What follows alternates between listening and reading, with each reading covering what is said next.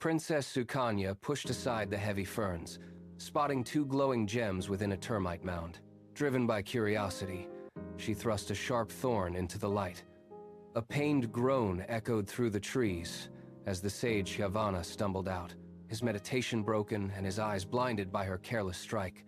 Instantly, a deathly silence fell over the kingdom. Wells dried to dust and a mysterious plague withered the crops. Watching her father's granaries crumble, Sukanya realized the cost of her mistake. To save her people, she left her palace behind, kneeling in the dirt at the sage's humble hut. Years passed in the shadows of the forest. Her silk robes turned to rags and her hands grew calloused as she gathered roots and guided the blind hermit's trembling steps. She became his eyes in the dark, never once leaving his side despite the grueling toil of her new life. One morning, the golden chariots of the Ashwini Kumaras descended from the clouds. Moved by her unwavering loyalty, the celestial physicians beckoned the sage into a crystal pond.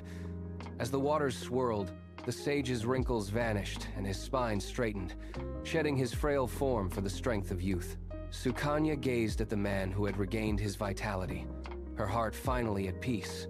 As they stood together in the sun, the world beyond the forest began to bloom once more, the curse lifted by a princess's devotion.